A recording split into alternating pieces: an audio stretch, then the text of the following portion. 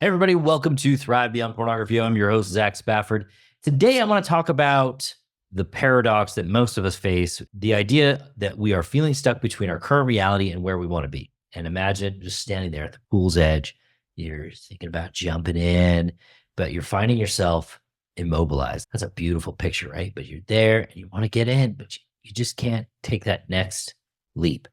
This episode is for anybody who's trapped in a cycle of wanting to change, and yet they're encountering this resistance and the setbacks that most of us encounter when we try to make actual change in our lives. Especially relevant for you all is the scenario that often plays out in our struggles with pornography. So let's explore why we resist change and how we can synchronize our desires with our actions and truly move forward. So think about this. Have you ever found yourself dreaming of a different job, a healthier lifestyle, perhaps a more fulfilling relationship, and yet day after day, you find yourself stuck in the same patterns? This feeling, commonly referred to as being stuck, can affect all kinds of aspects of our lives, leaving us frustrated, powerless, just bleh, right? And at its core, this stagnation stems from a complex web of psychological factors. One primary factor is this fear of the unknown. Change introduces uncertainty, and our brains are wired to think about and prefer what we know, how we know to behave, the things that have worked in the past. And even if they're less than ideal, even if they have not really helped us live up to an ideal that we think we want in our life, like I want to be porn free, we still tend to prefer things that help us feel good in the moment and that we know how they work. Think about that. Our brains are wired to turn to pornography because it's familiar to us, even when the outcome isn't what we truly want, instead of dealing with and sitting in the unknown. Another one is our desire for comfort. We like to be comfortable, and its familiarity helps keep us tethered to our current state, creating a safety net that's hard to leave behind. Additionally, we experience cognitive dissonance, which is a psychological discomfort that arises when our actions don't align with our desires. This dissonance is at the heart of the paradox of wanting change without being willing to take the necessary steps to facilitate it. And I say all of that because understanding this psychological backdrop is crucial for addressing the root causes of our inertia. Think about my client, Alex. He acknowledges pornography's negative toll on his relationships, on his self-esteem, on his productivity even. And each morning, Alex commits to staying away from porn and recognizing the benefits such as enhanced mental health and deeper connections. Yet he is consistently faced with daily stressors like work and loneliness and boredom, all the things that everybody in the world deals with. And the old habits that help him deal with those things, like choosing pornography, have consistently relieved those issues, helping him move forward in his life. This cycle induces for him, like it does with so many people, a profound cognitive dissonance. The desire to quit, fueled by aspirations of being the person that others believe he is and who he wants to be himself, those conflict with the reflex to view pornography and use pornography to manage his discomfort.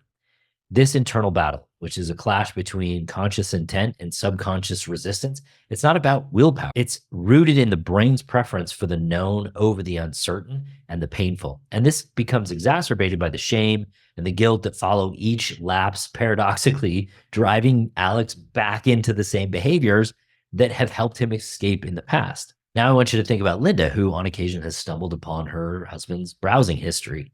And while her husband, Jake, commits to change, Linda now deals with this tornado of emotions, betrayal, inadequacy, confusion. And she is just sitting there kind of trying to figure all of this out while all she really wants is trust and intimacy that they once shared before she found out.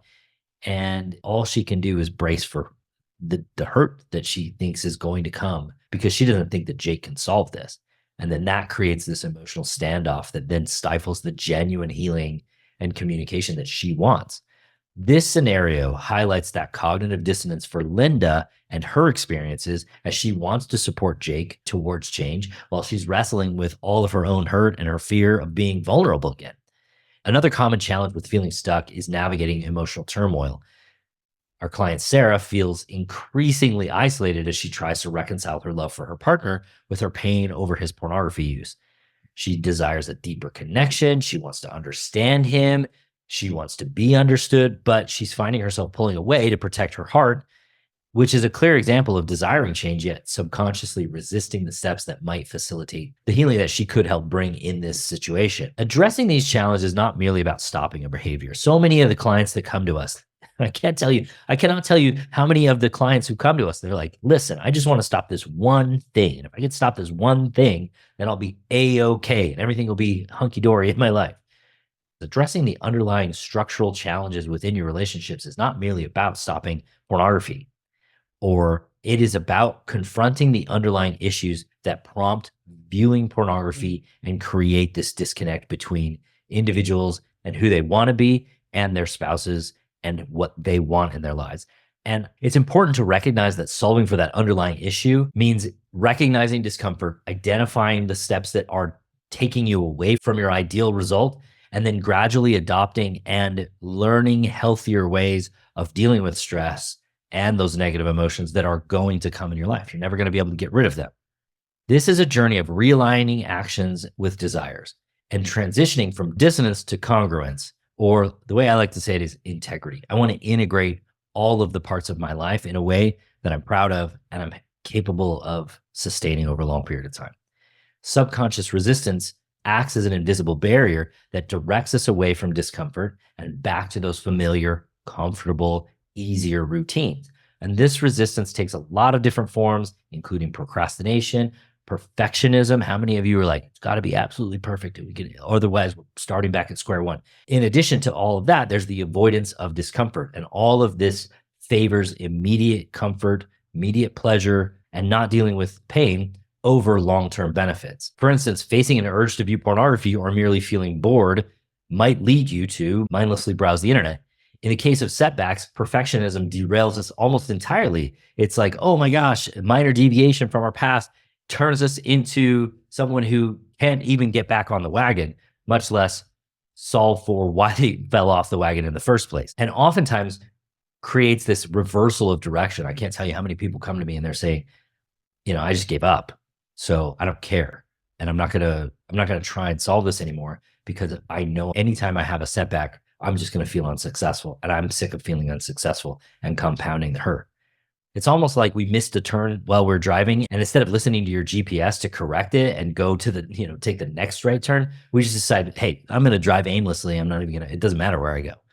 Whereas if we had just listened to the GPS after the wrong turn, we ensure a quicker arrival at the destination rather than ignoring it for an extended period. Let's not let the quest for perfection deactivate our navigational aids. Acknowledging these patterns is crucial for breaking free from resistance and realigning our desires with our actions.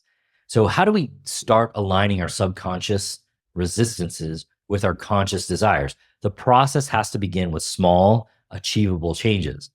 Celebrating those minor successes builds momentum, propels us forward, and then creates psychological flexibility. And psychological flexibility, which is just the capacity to adjust our thoughts and actions according to our values in the face of difficulty, is an essential cornerstone of being able to grow and progress and become the person that we want to be.